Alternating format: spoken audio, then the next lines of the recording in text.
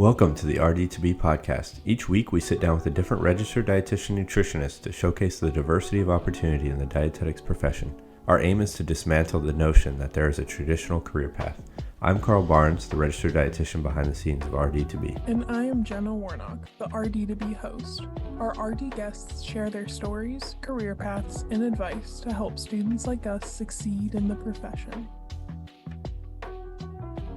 Welcome back to another week of the RD2BE podcast. Thank you so much for tuning in. I'm one of your hosts, Jenna Warnock, and this week we're going to be sitting down with one of a really influential dietitian who really took advantage of social media and utilizing it to create a great network for dietitians and really just bringing cutting edge nutrition knowledge into the dietetics field and just increasing that in our profession. And so this week we're sitting down with Leah McGrath. She's a corporate dietitian for Ingalls Markets, and she's also the founder of Build Up Dietitians, which is one of the largest social media networks for dietitians, heavily on Facebook. She does newsletters, and they've just kind of cultivated a really great network for dietitians to get information from, but also some good laughs because they have some pretty good memes out there as well. But thank you so much, Leah, for joining us and talking about your experience and just your role in dietetics.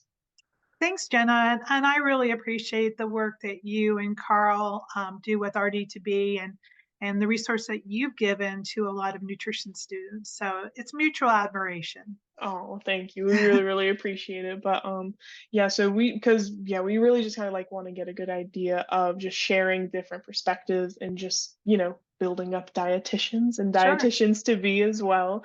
And so kind of to that, like lay the forefront and kind of get a good idea of where you were coming from in the dietetics field and kind of what prompted you to pursue dietetics. And so we did like some, preliminary questions, kind of get an idea of who you are as a dietitian, what your background was. And you said how your first undergraduate degree was in speech communications, but then you later did dietetics. And so what prompted you to do that switch and kind of gear towards dietetics? Well, I had always really been interested in the intersection between health and food and nutrition. And my dad, growing up, when I was probably in high school, was diagnosed with type 2 diabetes. And my brother was going to medical school. And so I think there were a few different things kind of floating around in my head when I started thinking about, medicine. I knew I didn't really want to be a doctor. I saw what my brother was going through.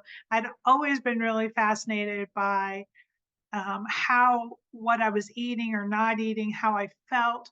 So I felt like going into dietetics and nutrition was really sort of a good step for me to take.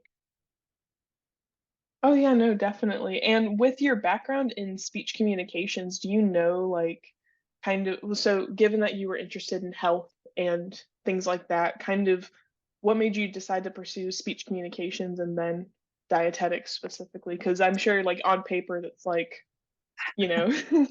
Yeah, honestly, I was probably like a lot of students where, you're in high school and you don't really know what you want to do, and you really think about what you're already good at. And so in high school, honestly, I was always involved in public speaking and theater and writing. And so I tried some different majors out, like many people do in their first couple of years of undergrad. And I just uh, found myself really enjoying speech communication classes. Of course, it was like, my parents were like, oh, good, we sent you to college to talk and you already had that down, but you got a degree in it. So good for you. But, we, being comfortable communicating, public speaking and writing is a really handy tool. A lot of people are not very comfortable doing speech communication and public speaking and talking. And it has become such a big part of my job. And often I think about the fact that what I did in high school with theater and public speaking and then college really helped me where I am now and what I do in terms of being on the TV, having a radio program, doing writing, doing presentations to small groups and large groups. That's all speech communication. And maybe if I hadn't had that major, it would have been a harder transition for me to incorporate that into becoming a dietitian. And then, you know, I when I went into dietetics, I found that a lot of those skills that I had developed in speech communication and public speaking and writing really came in handy in my undergraduate work, and then working. I have done some work on a master's, and then of course in my career as a dietitian, I don't think a week goes by when I don't use my writing skills, when I don't use public speaking in some way.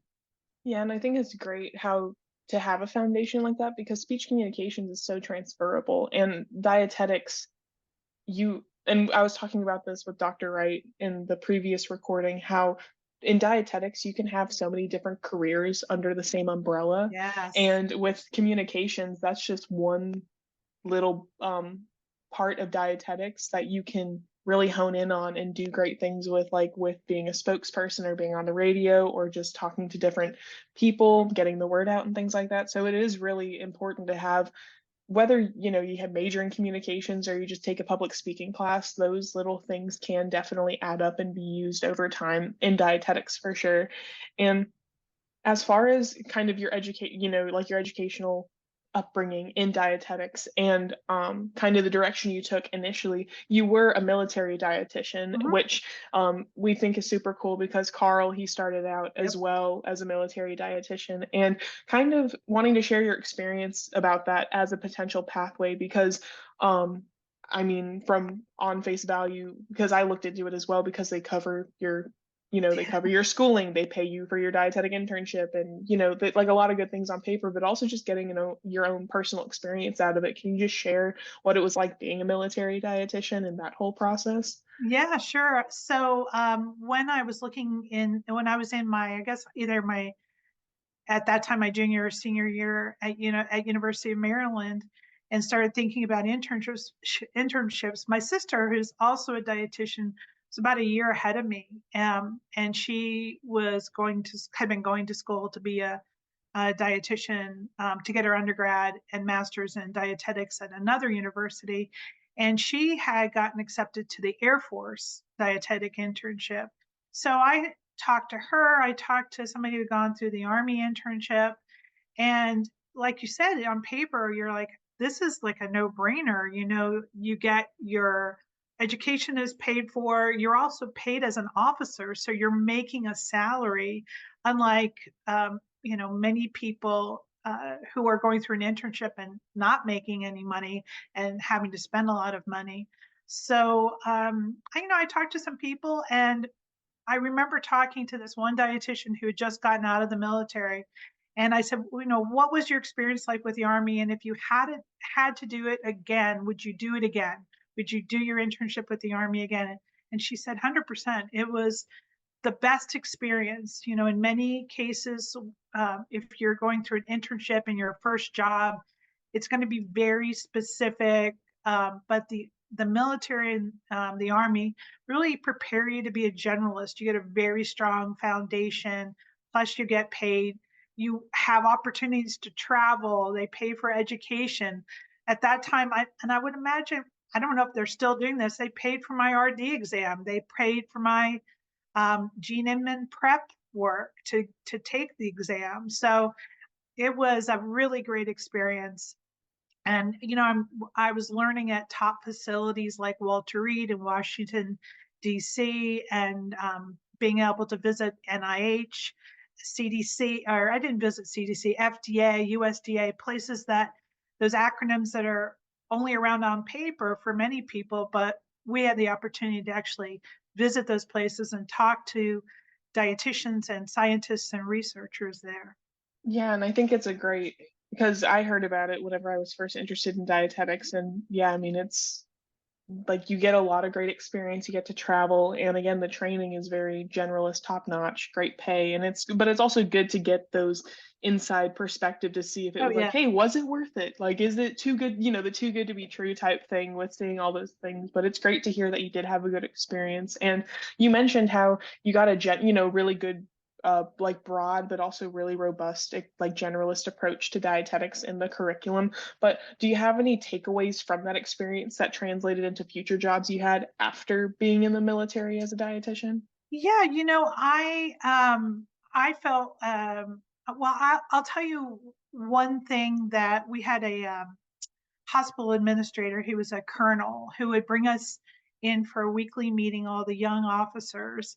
And the one thing he used to say to us made such a huge impact on me back then, and still I think about now, is, you know, the idea was to bring all these young officers in and give us an opportunity to talk about what, the problems or challenges were within our department. So you might have somebody from nursing there, maintenance there, computers or whatever.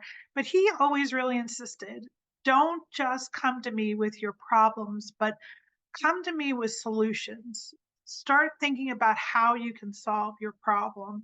So I think, that experience, being mentored by somebody who really encouraged and taught us to really look at how we can solve issues for ourselves, was a really important lesson I learned early on. Yeah, and like just being proactive as well. Like Yes. I think that's a really great. I like it's not just if something happens to you, it's like, oh, woe is me. This Right. is, just that type of thing. It's also great to be like, okay, what can I do about it? Mhm. How can I change the situation for the better? And again, Yes. similar to communications, that translates into almost everything in dietetics, and not just dietetics, Yeah. but life as a whole, which I think that's a really great thing to take away from that experience. And kind of going, talking about your background with speech communications, with the military, things like that, you did get a lot of great experience from that. And so whenever it comes to build up dietitians, which is a very that like it so I only heard about it through Carl and through you, but like for dietetic students, it's a very large social network for dietitians. It provides a lot of great resources, great ways to connect with dietitians, and it's a very nice, just laid back community that's, everyone's there to help each other out. And Awesome. yeah, well, that's the impression I've gotten from Good. it thus far. And so as far as your past experiences and you being a founder of Build Up Dietitians, can you tell us your process of kind of what it looked like creating it, what inspired you to create it in the first place, just kind of the beginning of Build Up Dietitians? Yeah. So gosh, we're coming up on our 10-year anniversary actually, which is amazing. It really, this was really in the very early days of Facebook. Well, not so early, but so 2014. Um, I was it seemed to me a time where there was a lot of negative talk about dietitians. Social media was had already become kind of a tough place for pseudoscience and misinformation. And to me, it felt like there wasn't really a space where dietitians could kind of come together as a community and share resources and maybe just celebrate nutrition and dietetics and being a dietitian.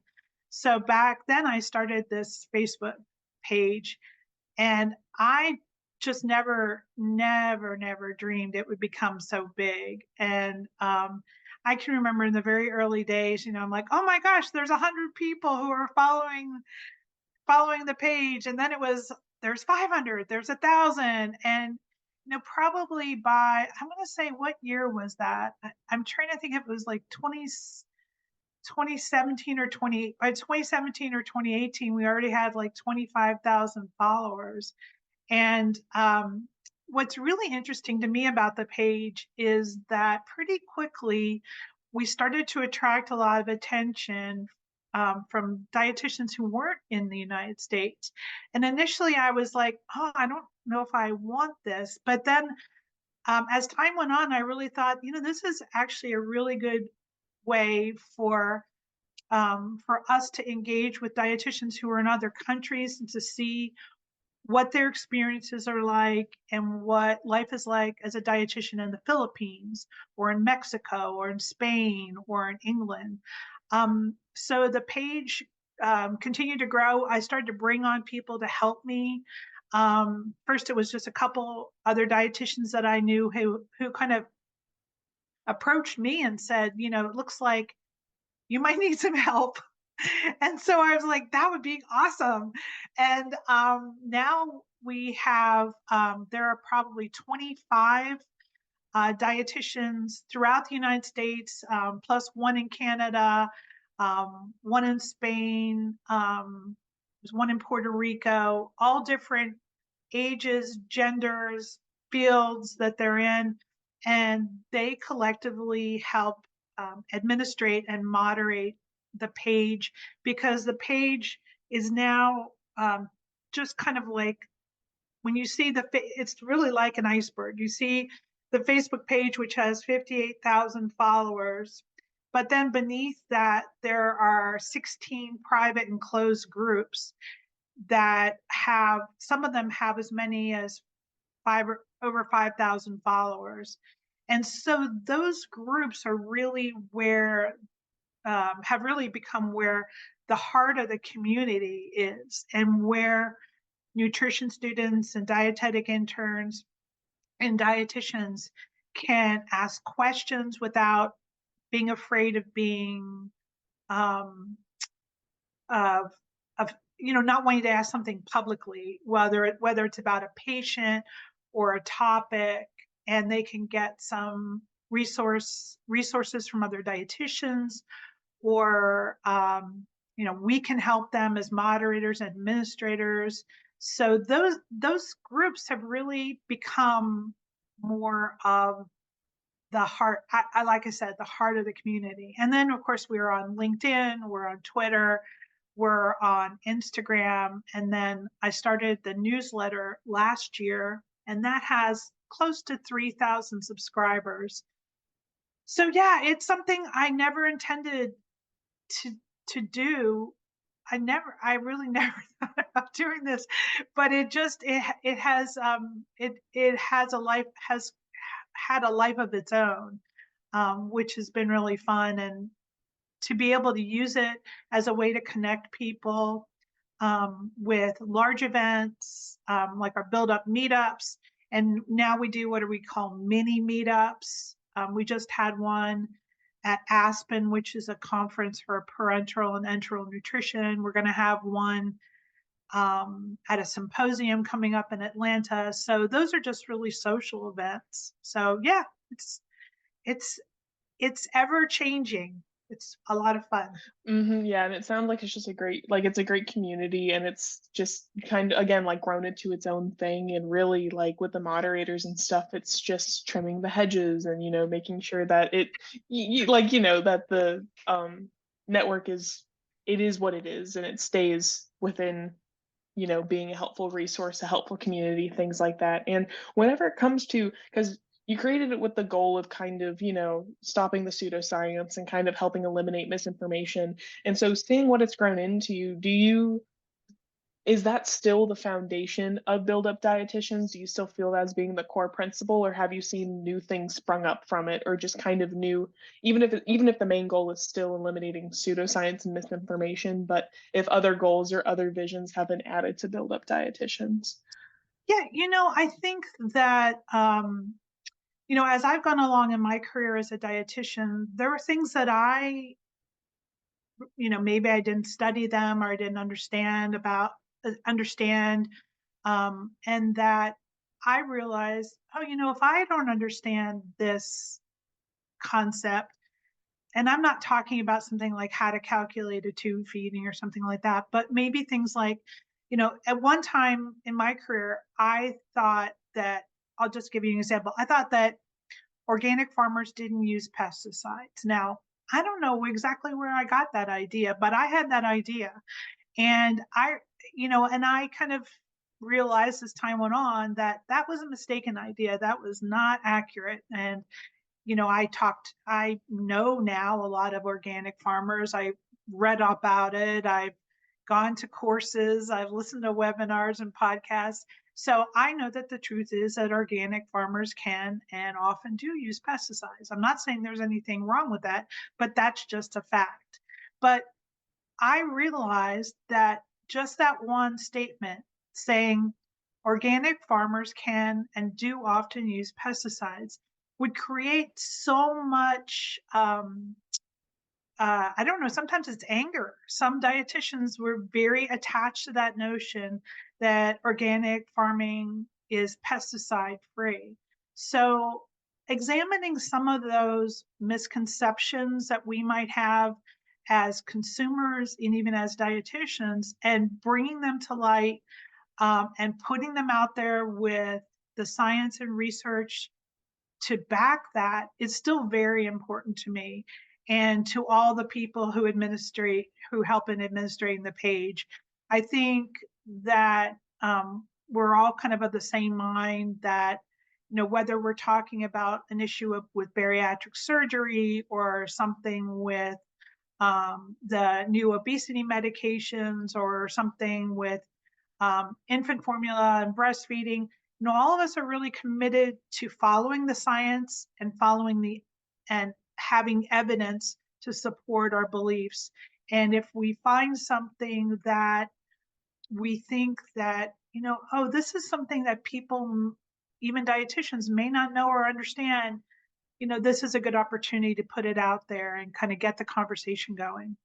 Yeah, and I think that's really great. And this is just a curious question whenever it comes to the audiences that you reach the most. So do you feel like the um helping eliminate or reduce misinformation whenever you discover something new, or kind of clearing things off, such as like the pesticide example, do you find that that information is typically just directed strictly or mostly towards dietitians that then spread it to their own network, or do you find that buildup has a pretty large audience of both dietitians and just general public consuming the things that you not publish, but you kind of enlighten online? Yeah, I mean, that's a great question, because it is a public, the way that Facebook has the different options. So, you can have a public, you can have a page, you can have a group. So if, probably if I had thought more intentionally about it 10 years ago, I would have may have created it as a group where you can make it closed and private. But as a page, it's a public page. So there's no way for me to know exactly, it are, 90% of our followers dietitians or somehow in the nutrition field, or is it, 95%, or is it 85%? I don't know. But what I do see is I can see content that's shared.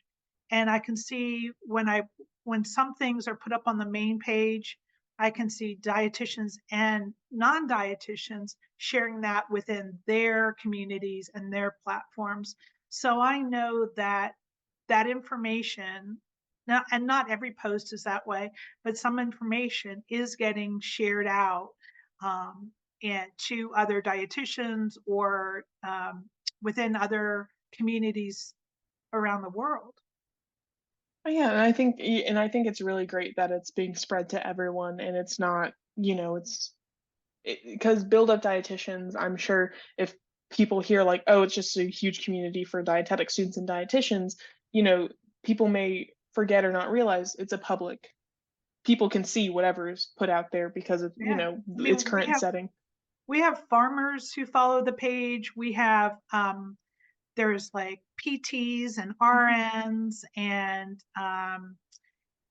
different scientists. So, I mean, I don't think it's the majority, but it's nice to have those people there sometimes to see their perspective on some things that we post. Yeah, and it's also great because we learn from them, but also they learn from us, and it's just a great symbiotic relationship for sure. And so you kind of described how Build Up Dietitians, it definitely grew into its own beast and just its own, yeah, just its own thing to manage and things like that. And so have you learned anything specifically from running Build Up that's unique to other like quote unquote traditional roles in dietetics? And because dietetics, you can take so many different directions as a career, but like the traditional clinical, traditional food service community, but like with running Build Up, is there anything unique that you have found that you don't really find in other dietetics fields?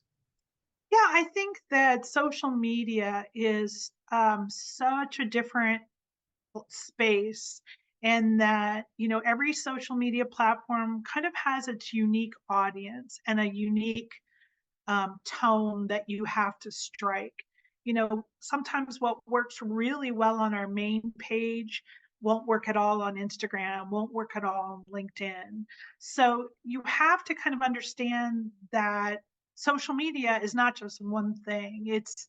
It's like a nation of a lot of different countries, right? So I think that is probably one of the more challenging things, is trying to figure out, you know, what messages are going to work on what platforms. And then I think a lot of times people um, don't misunderstand the whole idea of free speech, and they will want to come onto your platform and use as an opportunity to present their own agenda, their own opinions, and some which sometimes can be very negative to you as a platform, or you as or different individuals. And when you try and communicate with them and say, you know, this is really not appropriate, they'll accuse you of violating their free speech. Well, that's not the meaning of how free speech works on a, you know, a for-profit paid for platform on social media. So I think that you, and actually maybe this is a similarity to a lot of jobs, you have to have guardrails, you have to have um, policies, procedures in place, just like you would in another job, so that that you protect the people on your team, that you protect the people who are on your platform, so that they can be part of your platform without being afraid of being harassed or attacked too. So yeah, I think those are the things that realizing social media is very different than talking to um, a client or a patient one-on-one. And I think also one thing that is very unique to social media is the degree to which you can often use humor to illustrate a message. And you mentioned the memes. You know, some of our memes have been hugely successful. And I mean, we have a meme that I did a couple years ago that reached over 1 million people, and which was stunning to me. I mean, it got shared and shared by different people, and some people with very large platforms shared it with their large platforms. And so the ability to use a meme not just as humor, but maybe to open the door to conversation or to illustrate a scientific point or a research point. Somebody, I'll give a shout out, Kevin Klatt. He's Dr. Kevin Klatt on social media. He does an excellent job with this, illustrating sometimes very highly technical um, nutrition science points using memes. So I think the ability to use memes is something, and humor like that is very unique to social media. Yeah, and I think it was also good how you drew not only like differences between build-up dietitians and social media and dietetics, but also the similarities of like you have to protect your organization, you have to protect your business, and how, you know, there is a difference between free speech and also violating the guidelines of an organization. Like Yeah, it's not free, like it's not free in the sense of you can say whatever you want and there yeah, be zero consequences, because right. consequences is different from enacting free speech and getting, you know, like getting away with Yeah, saying vile things and, you know, yeah. things like that. Yeah, And and there's also issues around privacy. And, you know, in our mhm, closed groups, we have to be very careful. You know, we've had situations where someone, and they're not trying to do it in a, you know, a malevolent way, or, you know, they share an awful lot of private information in order to get an answer about a situation with a client or a patient.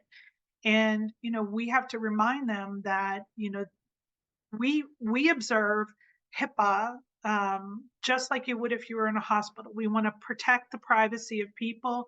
And, you know, we don't want a dietitian to use their name so that somebody could look up where they work.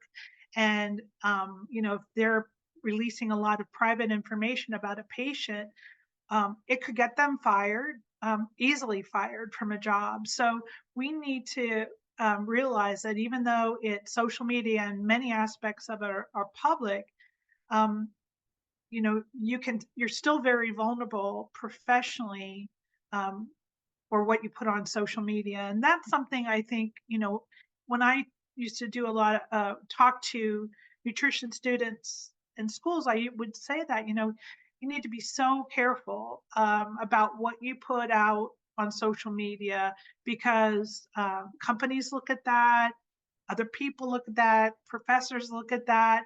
And it's not saying that to make you paranoid, but just to make you aware that once you put that down there, you don't always know who's going to take a screenshot, who's going to share that. So you have to be careful.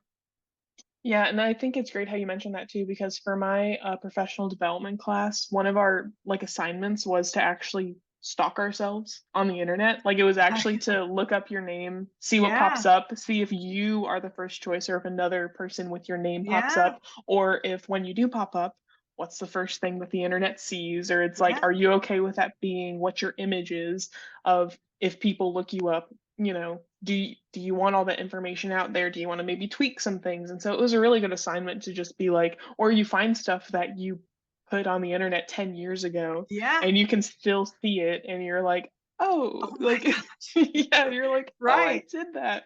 And Yeah, so no, but it's a really great thing to keep in mind. And I think it's good how you're highlighting like the good, the bad, the ugly in the sense of social media and how it can be a great thing for spreading messages using yeah, humor, but also like the fine line of protecting privacy, like also wanting, if you need help or support with a certain patient that you're struggling with, you do want to collaborate, you do want to like hear other people's opinions, but you also have to respect the patient and you also have to be mindful of, are you publicly asking the question out in the air or are you on a private server, things like that. It's just really important things to keep in mind. And so kind of like you talked about a lot of good things to keep in mind regarding social media, especially in the dietetic space, but is there any advice or insights you'd want to share specifically for dietetic students? Because I mean, we were raised in social media. yeah. Like it was like we were born into it, we're experiencing it. And so given your experience with Build Up Dietitians and you have a very like 10 years of experience with Build Up and seeing what it's turned into, your insights, is there anything you'd want to share with dietetic students in particular? Yeah, I think that social media, especially for students, offers such an amazing opportunity to shadow people virtually. I think there's, I'm not talking about stalking somebody virtually, but I mean, it's kind of like that. It used to be when before the onset of social media, back when I was a nutrition student, the only way you could really shadow somebody was physically shadow them, go out to their place of work, see what they're doing, and hope that they gave you some time and attention. With social media, especially in certain areas, you can virtually shadow people in different areas, whether maybe your interest is in renal disease, kidney disease. I mean, there are renal dietitians out there who have websites or blog posts, or are pretty active on social media. Geriatric dietitians, pediatric dietitians.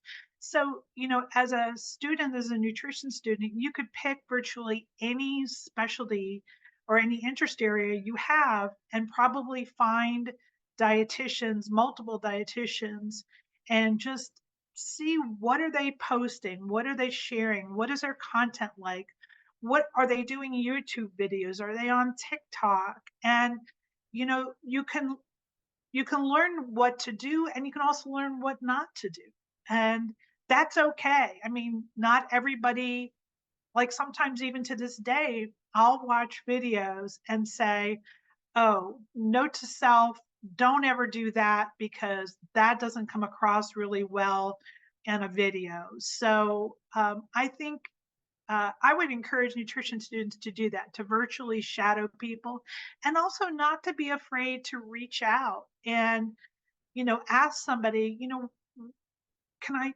would you mind if we did a call, or, a Zoom, or, a Teams or Google Meet for just 10 minutes, 15 minutes? I just have a couple questions I'd like to ask you, or I just want to, introduce myself.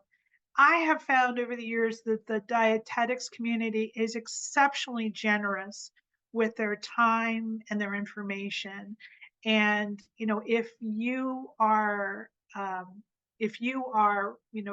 polite, respectful, and just say, hey, can I have 10 or 15 minutes of your time? Many dietitians are very quick to say, sure, I'm happy to hop on a call with you, do a Zoom or something like that and answer your questions. Or I can connect you with someone who may be a better resource for you. And I think that's been another plus of Build Up Dietitians is to help people make those connections. I just saw it today. Somebody had a question and posed it in one of our groups, and somebody answered, and another person said, hey, can I direct message you? I have some more questions. Person said, sure.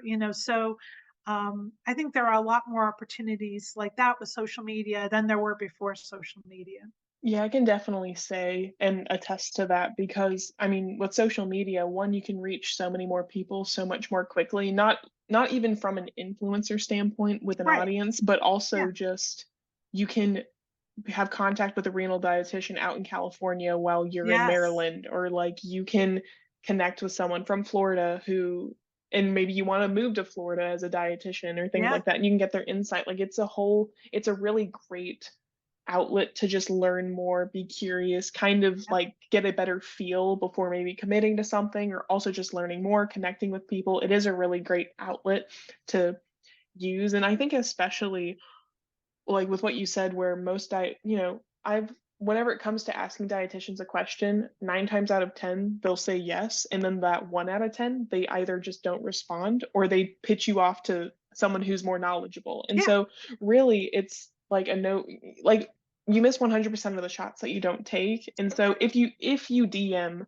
a 1 million follower dietitian, if she or he doesn't respond to you, that's okay because at least you tried. And also, if they do respond to you, heck yeah, you just got into contact with someone with a million, like with a Yeah. million followers, and you can get their information, which is really great. And so I think it's a great thing to highlight for students and to take advantage of, and that social media can be an educational resource, which Yeah. I believe Build Up Dietitians is a great representation of using social Oh, media thanks. as an educational resource, of course. Yeah, because you have created this pool of not only you providing or like Build Up providing resources, but also now you have such a robust just community of experts and community of, like with what you said, not only dietitians, but like PTs, RNs, things like that, like just a lot of people in the healthcare or just food space to share their knowledge, share their expertise. So it's become really a ever growing culture of knowledge, if you will, about the subject of nutrition, which is really great. And Yeah. um,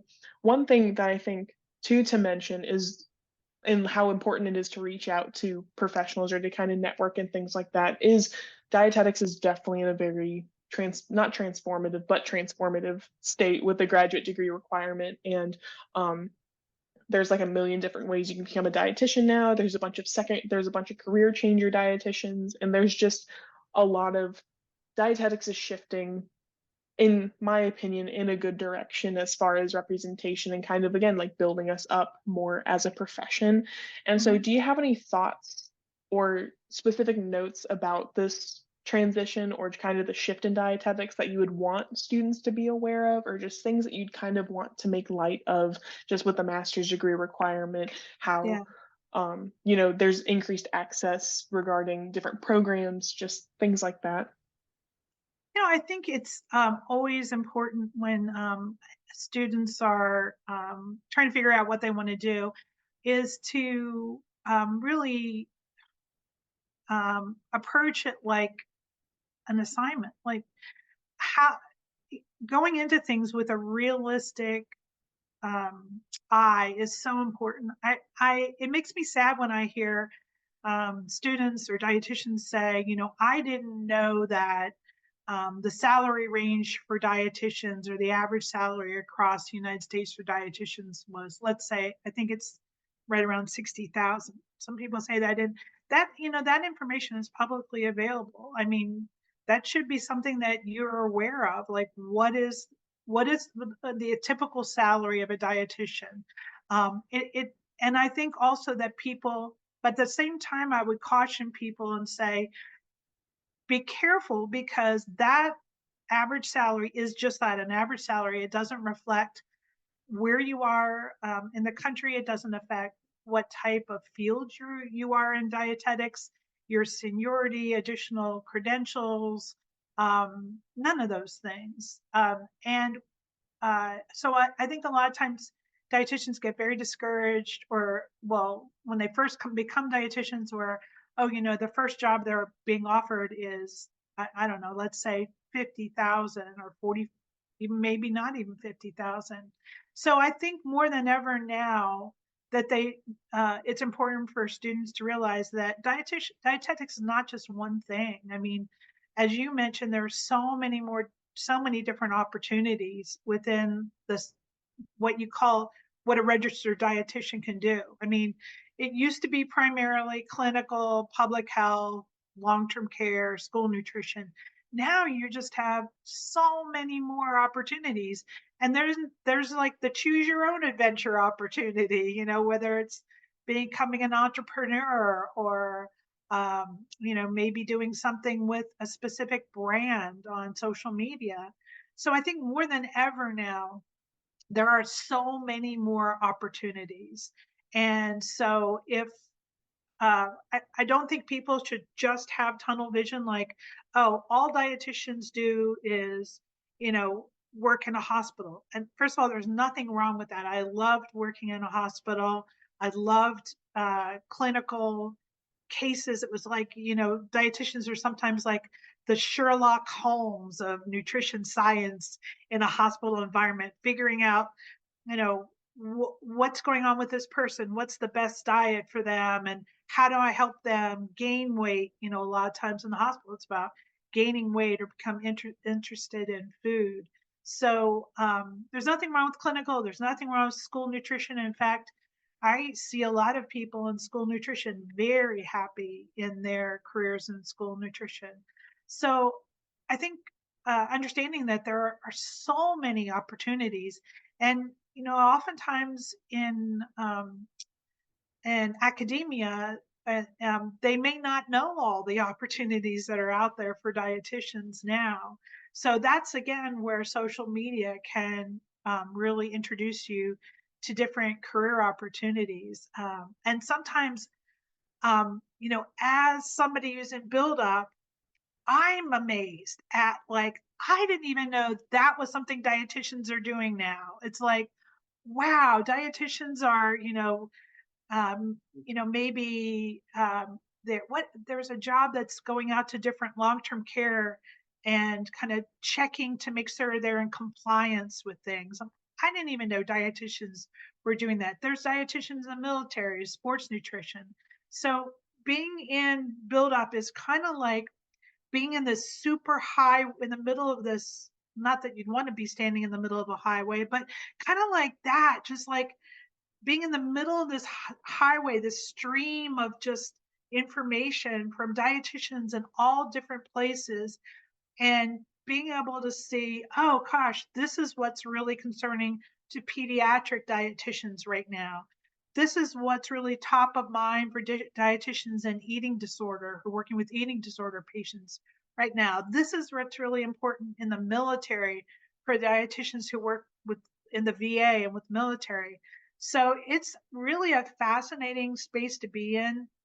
I think this is a really exciting time in dietetics, also a very scary time in terms of, what's going to happen with AI? How might that change some parts of dietetics? Yeah, so I mean, I think there's always going to be opportunities for people who are creative and imaginative. There will always be opportunities. Yeah, and I think that's a great note to make, of as long, because again, like doing your homework, doing research, if you have a, like, kind of indulging that curiosity, and not just because dietetics, I feel like, is a very difficult profession to just go with the flow on, because if you try to, you will you will inevitably reach this part where you're like, but am I going to go this way or that way, just because of the natural flow of dietetics, because it's very difficult to just be like, oh, going to get the credential and oh, going to wind up in the Yeah. traditional, like there's really not a traditional RD path anymore, because even if you go clinical, are you going to work in a GI facility, an eating disorder clinic, a renal, Yeah. like there's so many, because even if you pick one path, a bunch more will branch out. And like again, like with what you said, if you indulge your curiosity, if you are creative, are innovative with what you can do with that credential, you can literally do not anything, but you could do a really large handful Yeah. of things. And like yeah, like the world is endless whenever it comes to what you can do with the credential, which has its exciting parts, but also does have its scary parts with the new other creative and innovative things happening in the world outside of Yeah. dietetics with like AI, like that's a whole other thing that I Yeah. will never understand, but Yeah. hey, it's out there. And so it's like a thing to keep in mind. But yeah, so I think whenever it comes to the things that we've talked about, it's been a lot of good, just mental notes regarding social media and how it's just like it's a great tool used, and like it's also the nuance of certain platforms are more powerful at getting a message across this way compared to other ways, and Yeah. how there's nuance to everything in social media, and how humor is a really strong thing to get a message out, and how students can use it to virtually shadow people to learn about different things, and how it can be a great educational resource if used correctly, because as we Mhm. know, social media has its own special quirks to it as well, just as the beast that it is. Definitely. Yeah, no, for sure. And so kind of, tying this all into a nice little bow, you gave really great advice just about, the changes in dietetics and social media in general, but just kind of culminating your experience as a dietitian, your experience with build up, experience with social media, just your experiences as an individual in the dietetics profession. Is there any just general advice or any words of wisdom that you would give current students pursuing the RD credential at any point in their career? Yeah, I think it's important to realize that when you're going into dietetics and nutrition, you're really not going into it, or you shouldn't be going in to advance your own agenda, your own views about food, your own dietary experiences, whether they're good or bad. Whether you are a sports dietitian or pediatric dietitian, renal dietitian, or whether you are, a culinary dietitian, it doesn't matter. Your opinion, your experiences are really secondary to your patient or your clients, because above all, this profession really has to be a profession about listening to people, about listening to their food experiences, um, their food questions, and their food challenges.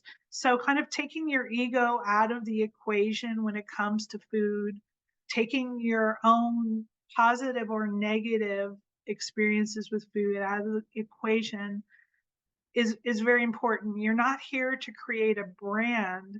You're here to, hopefully, you're in dietetics ultimately to help people, in whatever space that is, but to help people in their relationship with food and nutrition. I think that's such a great note to end on, especially with social media as the common theme, because we have a lot of influencers, a lot of them not having the RD credential, but just in the nutrition space as a whole, where they go in with that agenda of I have the certain way of eating that worked for me, and I'm going to tell everyone I see to eat like this, and then they'll end up like me. And it's so great to highlight how, especially for dietitians, given that we represent the forefront of nutrition knowledge and the forefront of accurate nutrition information, that everything's individualized, and making a brand out of a certain way of eating or a certain way of living will scientifically never work for everyone. Right. And it's great to highlight that and for students to keep that in mind whenever they become a registered dietitian. Because even if you don't work in like social media, or you don't have an Instagram account or a Facebook account, even whenever you're interacting with a patient, you could have two, like, renal patients, and both of their treatments are still going to be completely different, even though they're both Mhm. renal patients. And so I think those are great words to end on with, again, putting the ego to the side and joining the profession to better everyone as a whole on based on their own individual needs and not what you think they need, Yeah. disregarding their own opinion. But yeah, I think thank you so much for just Yeah. sharing your experience with Yeah. build up and just your own experience as a dietitian, and also just really great information about social media, because Thanks. that's definitely becoming the new realm of dietetics, and really we need all the information we can get about it. But thank Yeah. you, Leah, for sharing it. Yeah. Jenna, nice to chat with you.